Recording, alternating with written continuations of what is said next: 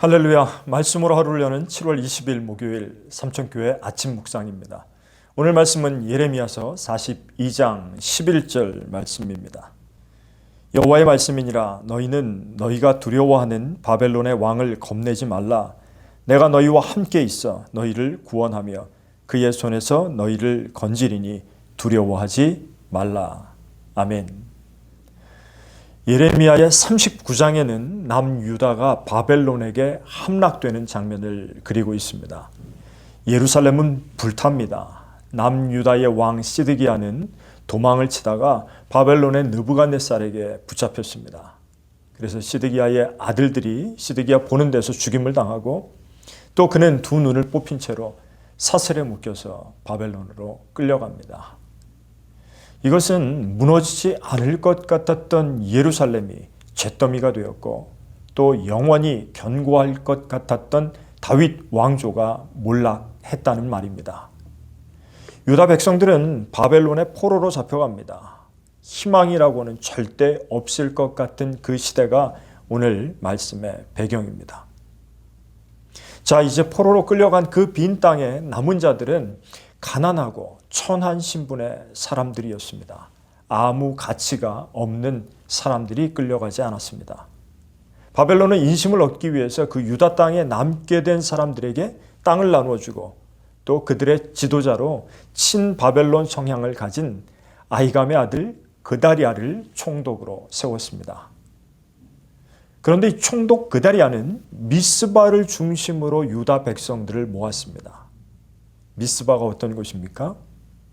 네, 미스바는 오래전 선지자 사무엘이 이스라엘 백성들과 함께 금식하며 회개의 기도를 드린 곳입니다. 이스라엘이 그곳에서 금식을 하고 있다는 소문을 듣고 블레셋이 그리로 공격해오자 모두 기도함으로 블레셋의 공격을 물리친 장소입니다. 그래서 여기까지 도우신 하나님을 찬양하면서 도움의 돌이라는 뜻의 에베네셀이라고 불렀던 지명입니다. 아마도 그다리아가 미스바를 중심으로 삼은 것은 다시 한번 기도로 중심을 세우기 위한 것이 아닐까 생각합니다.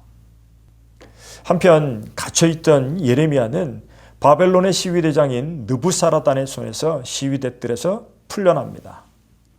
하나님이 바벨론을 통하여 심판하실 것이라는 그의 예언이 바벨론에게는 일견 호의적인 것으로 비춰졌기 때문입니다. 그래서 예레미야에게 어디서 살 것인지 느부사라단이 선택하라고 말합니다. 그래서 예레미야는 유다 땅에 남겠노라 대답하죠. 그래서 유다에는 예레미야도 남고 총독 그다리아가 통치를 하게 되었습니다. 그런데 그 상황이 오래가지 못합니다. 그다리아에게 불만을 가진 이스마일이라는 인물이 그다리아를 암살하고 이웃나라 암몬으로 망명을 시도했기 때문입니다. 그 사실을 알게 된 요하난이 군대를 이끌고 겨우 추격해서 암몬으로 끌려가던 백성들을 구출해 낼 수가 있었습니다. 그런데 또 한편 이제 요하난이 생각해 보니까 두려운 마음이 드는 겁니다.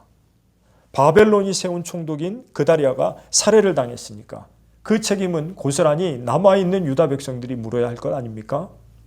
그래서 남은 백성들과 함께 애굽으로 피신을 하려고 작정을 합니다. 그러면서 요하나는 예레미야를 찾아와서 앞으로 어떻게 해야 할지를 하나님께 물어달라고 요청을 합니다. 무조건 그 뜻에 따르겠다는 맹세를 하면서 말이죠. 과연 이제 그들의 말처럼 유다 백성들이 하나님의 뜻을 진정 구하는 것일까요? 예레미야는 열흘 후에 하나님께 기도한 그 기도의 응답을 선포합니다. 애굽으로 내려가지 말고 유다 땅에 눌러 앉아라. 바벨론 왕을 겁내지 말아라. 하나님이 그의 손에서 너희를 건지실 것이다. 그런 응답이었습니다. 그런데 분명히 예레미야를 통해서 주시는 응답을 순종하겠다던 요하난과 유다 백성들의 생각은 하나님의 응답과 달랐습니다.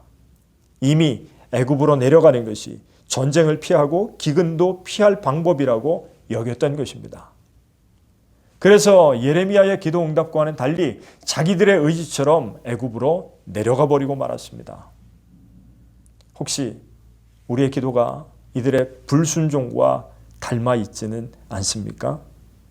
이미 듣고 싶은 답은 정해져 있는 채로 내 마음에 주시는 음성의 귀를 막은 채로 내 계획대로만 따라가는 삶 말입니다. 맹세도 어겨가면서 하나님과는 전혀 상관없이 사는 불쌍한 인생으로 사는 것 말입니다.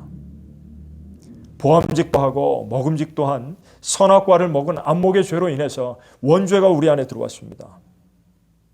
여호와의 동산 같고 애굽 땅같이 좋아 보인다던 육신의 정욕으로 아브라함의 조카 롯이 선택한 땅이 멸망의 도성 소돔과 고모라 땅이었습니다. 많은 이들은 하나님의 뜻을 묻는 채 하면서 자기가 원하는 길로만 갑니다. 그러나 그 길의 끝은 항상 죽음입니다. 우리는 주가 보여주신 생명의 길로 걸어가야 합니다. 그 길에 구원이 있습니다. 그 길이 내 계획과는 달라 보인다고 할지라도, 그럴듯해 보이지 않는다고 할지라도 나의 판단에 하나님의 뜻을 맞추지 말고 하나님의 말씀에 여러분들의 길을 맞추어 걸어가시기를 주님의 이름으로 간절히 축원합니다. 기도하겠습니다. 전능하신 하나님, 주님의 뜻을 이루어 주옵소서. 나의 기도가 항상 아버지의 뜻을 아는 기도가 되게 하시고 내 뜻과 다르다고 할지라도 순종하며 말씀 따라 살아가게 하옵소서. 순종으로 구원을 이루신 우리 주 예수 그리스도의 이름으로 기도드리옵나이다. 아멘.